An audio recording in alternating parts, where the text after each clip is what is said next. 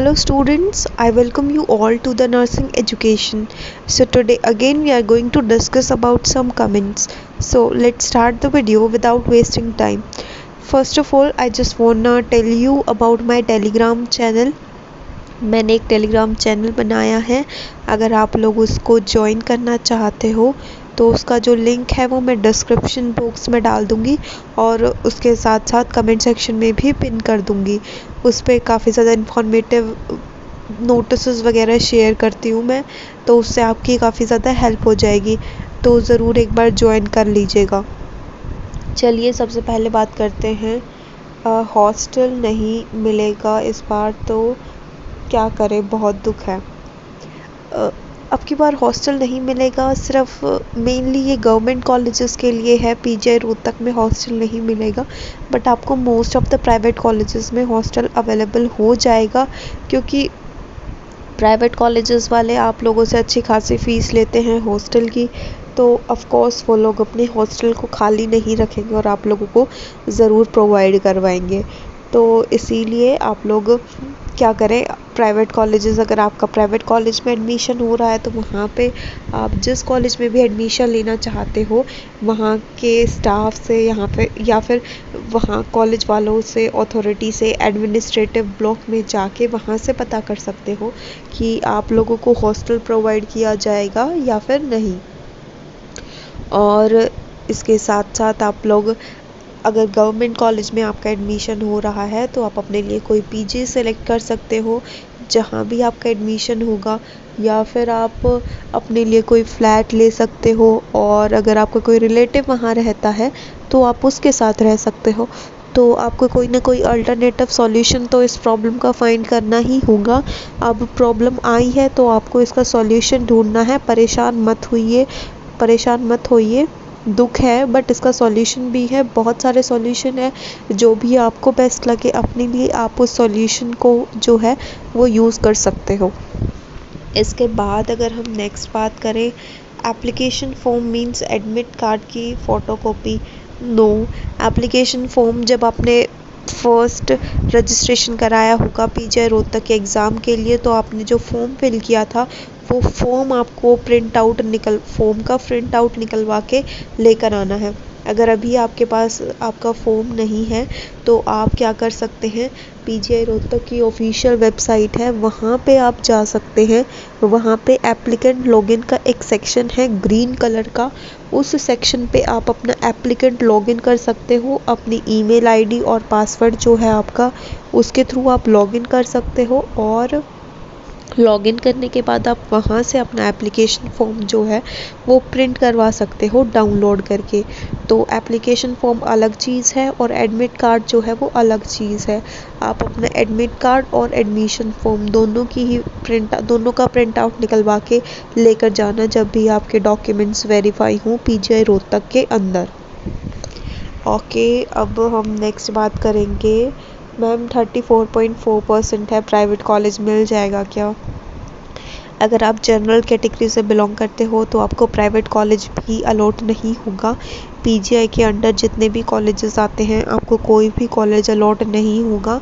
But अगर आप reserve category से बिलोंग करते हो, एससी, एसटी या फिर किसी और अदर कैटेगरी से, तो आपको इजीली जो है वो प्राइवेट कॉलेज अलॉट हो जाएगा। But it all depends upon your category कि आपकी कैटेगरी क्या है। अगर जनरल कैटेगरी से बिलोंग करते हो तो आपका पीजीआई के अंदर कहीं भी एडमिशन नहीं हो सकता है। तो आप अपनी कैटेगरी चेक करो और उसके अनुसार आपको खुद ही पता चल जाएगा। Next is handle. Ma'am I got 76 in general category, मुझे कौन से कॉलेज में एडमिशन मिल सकता है? आपको किसी भी प्राइवेट कॉलेज के अंदर एडमिशन मिल सकता है। आप प्राइवेट कॉलेजेस की जो लिस्ट है वो मैंने अपने यूट्यूब चैनल पे अपलोड कर रखी है। इसके साथ साथ प्राइवेट कॉलेजेस का जो PDF है वो मैंने अपने टेलीग्राम ग्रुप पे भी अपलोड कर रखा है। आप लोग वहाँ से अपने प्राइवेट कॉलेज को सेलेक्ट कर सकते हो। प्राइवेट कॉलेज को सिलेक्ट करने के बाद एक बार काउंसलिंग से पहले उस कॉलेज को विज़िट ज़रूर कर लेना। अगर पसंद आए तभी चॉइस फिलिंग में उसको फिल करना और फिर उस कॉलेज में एडमिशन लेना। तो आपको किसी भी प्राइवेट कॉलेज में एडमिशन ले सकते हो। नेक्स्ट वन इज़, मैम मेरा डोमिसाइल 2020 का है, क्या ये चल जाएगा क्या डॉक्यूमेंट वेरिफिकेशन में? हाँ जी, मोस्ट प्रोबेबली ये चल जाएगा आपके डॉक्यूमेंट वेरिफिकेशन के लिए, क्योंकि डोमिसाइल की कोई डेट नहीं है वहाँ। डेट सिर्फ आपकी जो 1 अप्रैल 2023 जो डेट है वो आपके जो ये कास्ट सर्टिफिकेट्स है उनके लिए वैलिड है। डोमिसाइल आपको जो है डोमिसाइल जो है वो आपका पुराना चल जाएगा। इसके लिए आपको परेशान होने की कोई ज़रूरत नहीं है। आपका जो पुराना डोमिसाइल है वही आपके यूज़ में आ सकता है। और अगर आप किसी और रिज़र्व कैटेगरी से बिलोंग करते हो तो आपको जो है वो अपना जो कास्ट सर्टिफिकेट है उसको रिन्यू करवाना होगा।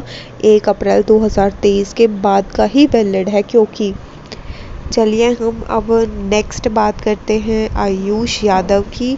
मैम, अगर प्राइवेट कॉलेज में सीट मिलेगा उसके भी डॉक्यूमेंट्स वेरिफिकेशन होंगे?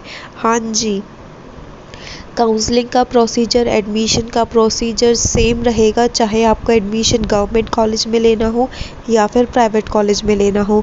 चॉइस फिलिंग भी सबको करनी होगी ऑनलाइन। उसके बाद डॉक्यूमेंट्स वेरीफाई करवाने के लिए पीजीआई रोहतक में भी सबको जाना होगा, चाहे आपने गवर्नमेंट कॉलेज में एडमिशन लिया हो या फिर प्राइवेट कॉलेज में। इस चीज़ से कोई फ़र्क नहीं पड़ता। एडमिशन का जो प्रोसीजर है वो सारे स्टूडेंट्स के लिए इक्वल है। पीजीआई के अंदर जितने भी प्राइवेट कॉलेजेस आते हैं उनका जो सीट अलॉटमेंट है वो सारा पीजीआई रोहतक ही करता है। तो पीजीआई में आपको अपने डॉक्यूमेंट्स वेरीफाई करवाने के लिए जाना ही पड़ेगा। हाँ जी, तो नेक्स्ट क्वेश्चन है कि जो मैनेजमेंट कोटा वाली सीट्स हैं, जिन बच्चों को मैनेजमेंट कोटा वाली सीट्स अलॉट होंगी वो कौन कौन से डॉक्यूमेंट्स लेकर जाएं। तो बच्चे, जो डॉक्यूमेंट्स की लिस्ट मैंने चैनल पे अपलोड की है वही डॉक्यूमेंट्स आपको लेकर जाने हैं। चाहे आपको सीट कैसे भी अलॉट हुई हो, किसी भी कैटेगरी के थ्रू अलॉट हुई हो, आपको डॉक्यूमेंट्स जो हैं वो सेम लेकर जाने हैं। चाहे आपकी मैनेजमेंट की सीट हो या फिर कोई और सीट हो, आपको डॉक्यूमेंट्स जो हैं वो सेम ही लेकर जाने हैं। नेक्स्ट अगर बात करें दीक्षा की, तो वो पूछ रही है कि दीदी ये टोटल काउंसलिंग फ़ीस है या फिर जितने कॉलेजेस भरेंगे उनके अलग अलग? ये टोटल फर्स्ट काउंसलिंग की आपकी फ़ीस है और इसके अंदर आप कितने भी कॉलेजेस फ़िल कर सकते हो। अलग अलग कॉलेज फ़िल करने की आपको अलग से फ़ीस नहीं देनी है। आपको जस्ट 1000 पे करना है अगर आप जनरल कैटेगरी से बिलोंग करते हो, और फिर उसके बाद आप कितनी भी चॉइस फिलिंग कर सकते हो कितने भी कॉलेजेस की। उसके लिए आपको कुछ भी अलग से एक्स्ट्रा पे करने की ज़रूरत नहीं है। नेक्स्ट है मैम, कास्ट सर्टिफिकेट जनरल वालों के लिए भी ज़रूरी है क्या? देखो, कास्ट सर्टिफिकेट जो जनरल कैटेगरी के बच्चे होते हैं उनका होता ही नहीं है। आपका कोई कास्ट सर्टिफिकेट नहीं होता, इसीलिए आपको कोई भी कास्ट सर्टिफिकेट लेकर जाने की ज़रूरत नहीं है। नेक्स्ट वन इज़ मैम, क्या बीएससी नर्सिंग और पैरामेडिकल की काउंसलिंग अलग अलग होगी? नहीं, बीएससी नर्सिंग और पैरामेडिकल की जो काउंसलिंग है वो एक साथ ही होगी, अलग अलग नहीं होगी। या जैसे चॉइस फिलिंग के टाइम पे फर्स्ट कॉलेज नर्सिंग और बाकी बीपीटी और पैरामेडिकल के ऑप्शन फिल कर सकते हैं। हाँ जी, आप लोग जब चॉइस फिलिंग करोगे तो आपकी मर्ज़ी है कि आप अपनी प्रायोरिटी में फ़र्स्ट पे पैरामेडिकल कोर्सेज़ को करते हैं, सेकंड पे बीएससी नर्सिंग को करते हैं, थर्ड पे किस चीज़ को करते हैं या फिर कौन से कॉलेज को करते हैं, कौन से कोर्स को करते हैं, ये सब आपकी मर्ज़ी है। और काउंसलिंग जो है वो दोनों ही चीज़ों की सेम होती है, एक साथ होती है। तो आप अपनी मर्ज़ी से आप ऐसे भी कर सकते हो कि अगर आपको पीजीआई रोहतक की बीएससी नर्सिंग भी फिल करनी है और पैरामेडिकल कोर्सेज़ भी, तो आप सारी चीज़ें ना एक साथ फिल कर पाओगे चॉइस फिलिंग में। ये आपकी मर्ज़ी होगी कि आपको अपनी चॉइस फिलिंग कैसे करनी है। नेक्स्ट वन इज़ 59 मार्क्स हैं, क्या मैं काउंसलिंग में पार्टिसिपेट कर पाऊँगा? अगर आप जनरल कैटेगरी से बिलोंग करते हैं तो आपको 35% चाहिए एडमिशन के लिए और काउंसलिंग में पार्ट लेने के लिए। और अगर आप एससी, एसटी या फिर किसी अदर कैटेगरी से बिलोंग करते हैं तो आपके जो परसेंटेज है वो 30% से अबव चाहिए। अगर आपकी परसेंटेज इससे अबव है तो आप किसी भी प्राइवेट कॉलेज के अंदर एडमिशन ले पाओगे। तो पहले आप अपनी परसेंटेज चेक करो और उसी के बेसिस पे जो है वो आपको कॉलेज अलॉट होगा। नेक्स्ट वन इज़, मैम अगर मैं फ़र्स्ट राउंड में ना जाके सीधा सेकंड राउंड की काउंसलिंग में पार्टिसिपेट कर सकता हूँ? हाँ जी, बिल्कुल कर सकते हो। आपकी मर्ज़ी है कि आप फ़र्स्ट काउंसलिंग में पार्टिसिपेट करते हो या फिर नहीं। इसके बाद अगर आप फ़र्स्ट में पार्टिसिपेट नहीं करते हो तो आप डायरेक्ट सेकंड काउंसलिंग में भी पार्टिसिपेट कर सकते हो। ऐसा कोई रूल नहीं है या फिर ऐसी कोई कंपल्शन नहीं है आपके ऊपर कि आपको हर काउंसलिंग में पार्ट लेना ही लेना है। नेक्स्ट वन इज़ 66 मार्क्स हैं, BCA कैटेगरी से बिलोंग करते हो। आपका किसी भी प्राइवेट कॉलेज के अंदर एडमिशन हो सकता है। प्राइवेट कॉलेजेस की लिस्ट ऑलरेडी अपलोडेड है चैनल पे भी, यूट्यूब चैनल पे भी और टेलीग्राम चैनल पे भी। दोनों ही जगह से आप देख सकते हो। और टेलीग्राम चैनल का ग्रुप जो लिंक है वो तो मैंने डिस्क्रिप्शन बॉक्स में डाल ही दिया है, वहाँ से ज्वाइन कर सकते हो। और इसके साथ साथ आप प्राइवेट कॉलेज अपने लिए सेलेक्ट कर लो। एटलीस्ट 12 to 14 प्राइवेट कॉलेजेस आप अपनी चॉइस फिलिंग में फ़िल करना, जो आपको लगे कि आपको सही लगे और आप उन कॉलेजेस में एडमिशन लेना चाहो तो उन कॉलेजेस को आप प्रायोरिटी के अकॉर्डिंग अपनी चॉइस फिलिंग में फ़िल कर देना और आपको कोई ना कोई कॉलेज अलॉट ज़रूर हो जाएगा आपके मार्क्स के अकॉर्डिंग।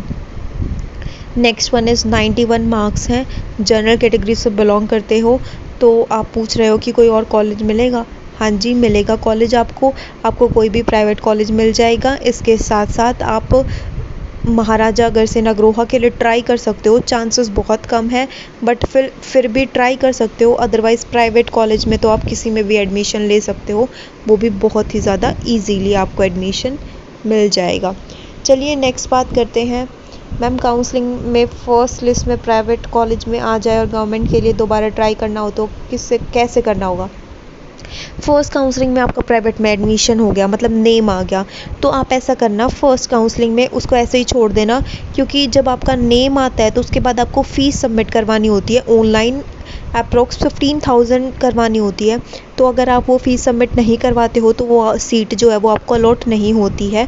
और अगर आप फ़ीस सबमिट नहीं करवाओगे, अपनी सीट बुक नहीं करोगे उस कॉलेज में जो आपको मिला है, तो आपको वो कॉलेज अलॉट होगा ही नहीं, मतलब आप उस कॉलेज को एक्सेप्ट नहीं करोगे। और उसके बाद आप सेकंड काउंसलिंग में पार्टिसिपेट कर सकते हो, दोबारा से ट्राई कर सकते हो। अगर आपको सेकंड काउंसलिंग में गवर्नमेंट कॉलेज मिल जाए तो उसके बाद आप अपनी फ़ीस सबमिट कर सकते हो और डॉक्यूमेंट वेरीफाई करवाने के लिए PGI रोहतक में जा सकते हो। तो ये आप पे डिपेंड करता है कि आप फर्स्ट काउंसलिंग में अपनी सीट लेते हो या फिर नहीं, नाम आने के बाद भी। तो this was all about today's video. आज हम लोगों ने डिस्कस किए कुछ कमेंट्स के बारे में। एंड अगर आप लोगों को कोई और डाउट है तो आप कमेंट सेक्शन में कमेंट कर सकते हो। मैं पूरी कोशिश करूँगी कि आप लोगों के सारे डाउट्स को क्लियर कर दूँ। And thank you guys for watching my video and don't forget to like, comment, share and subscribe nursing education.